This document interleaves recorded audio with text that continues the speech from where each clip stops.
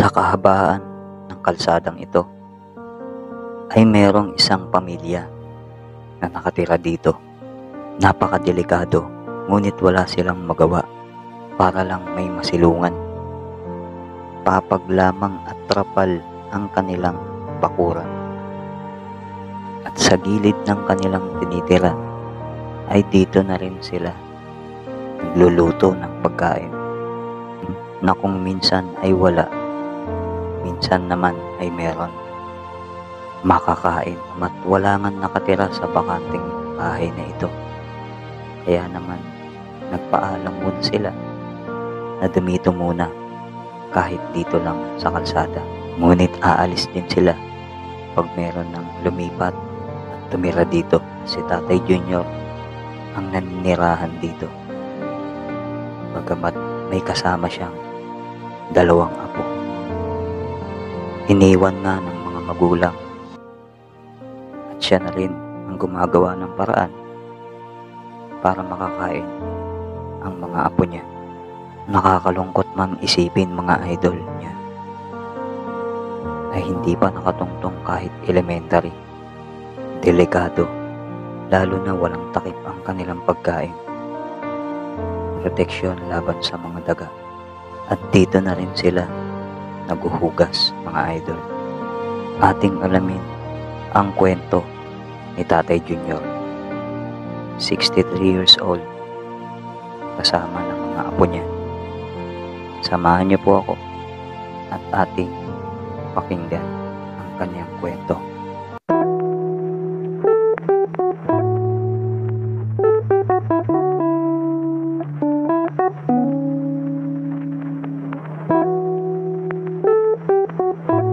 Kaya mga ka-idol, no, nandito ngayon tayo sa kay tatay, no. Bali, tayo, anong pangalan niyo, tay?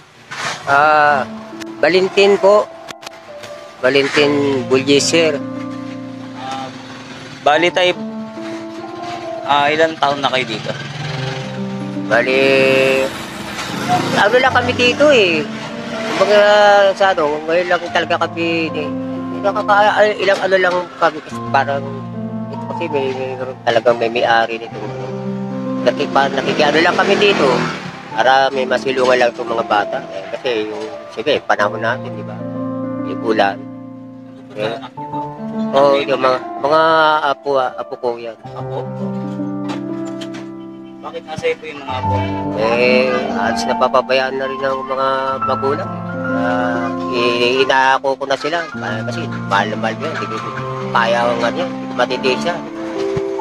Paano naman yung tayo, yung kabuhayan nyo dito? Paano naman? Ako nga naman Diyos, kahit pa paano, may paraan din ako para makaraos lang kami yan. At pa paano, may discarte naman ako para magkaroon lang ng pangkain, pantawid gutom lang. Ano yung nyo, tay? Kumbaga parang paano kayo nabubuhay? Hindi lang ng konting tulong, parang gano'n, para kung saan-saan na nakuha para lang makaraos na. Parang minsan gano'n, para lang kasi hindi ko na rin kaya magtrabaho. Ilang taon na po kayo? 63 ho. 63. Mas tatay, senior na siya, mga ka-idol. Bali, dito po sila nakatira sa bangketa na to. Bali, yung kanina napakita natin, mga ka-idol, dito sila sa tabi ng bangketa, may papag lang. Kami rito. Baka ito kasi may uupa raw dito. Pagka baka maaaring mapatalisik kami rito. Baka uupa eh. Hindi, bubuksan na ito. Kaya habang wala, dito kami. Para lang may masilungan sila. Yun lang. Buti mabait yung may-ari tayo, no? Mabait naman. Mabait naman. Okay lang, pinababayaan lang kami. Tay, bali yung mga apo nyo nag-aaral pa ba? Ako, wala, baka birth certificate yung mga ito eh. Hindi pa sila kapag-aaral. Kahit grade 1, hindi sila nakapagtapos. Kawawa, naawa ako. Ay, hindi sila nag-aaral? So, hindi na kasi mga birth certificate nila eh, ng nanay eh. Hindi sila nag-aaral? Oo, Hindi na pag-aral ng mga ito. Kawawa. Yeah, apat yan. Dapat sila. Oo, yung pangalay, alas sa na rin. Baris na lang. Kahit tungtong lang ng kinder. Wala, hindi ako pag-alo. Ilan taon na yung ano mo tayo? Yung panganay niyo? Akali ko, ako nasa 16. 16 po. 16 na? Hindi pa Oo, nakapag-aral. hindi na pag-aral. Ako. Yung pangalawa tayo. Ilan taon? Ilang taon pala? Ha? Ha? 12. Asan po yung mga apo niyo tayo? Tawagin niyo. Dito, sige. So yung mga ka-idol, no, ito yung mga apo niya ni Tatay Junior. Ito, 12 anyos. Ilang taon ka na? 10. Sa 10 taon po ito. Si kami. Raisa. Iya po. Raisa, Iya. Iya. Iya.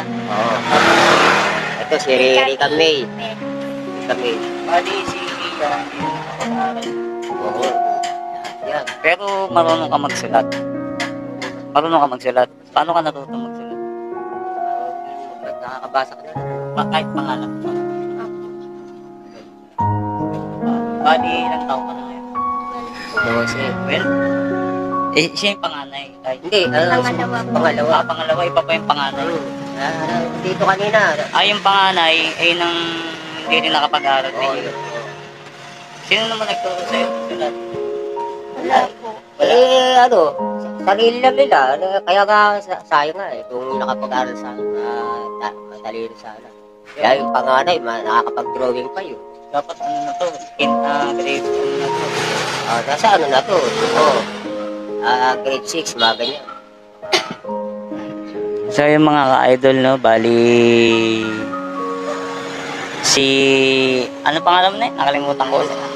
Iya, saka si Rika. Si Iya, 12 years old pero hindi pa nakapag-aral. Nakakalungkot isipin mga ka-idol. Tapos si ano naman, si si Mika, Rika May. Ilang taon na siya? 10 taon. Bali, hindi sila nakapag-aral parehas mga ka-idol.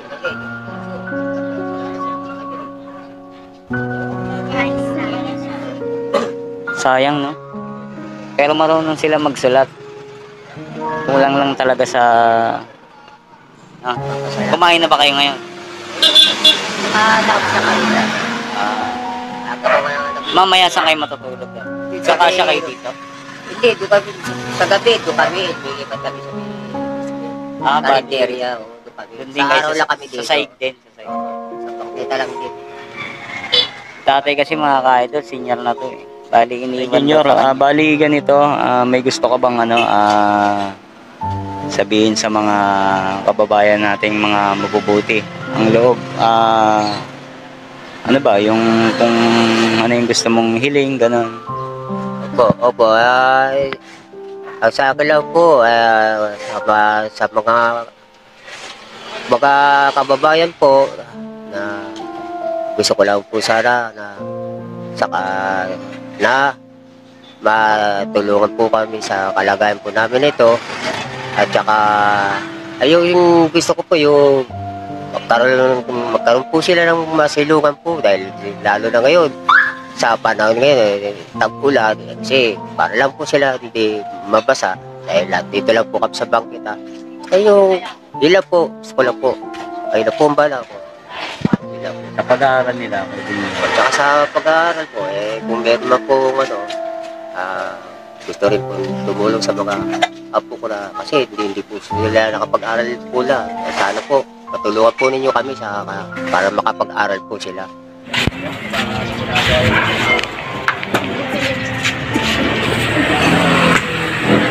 Tay, tanggapin nyo muna to ha.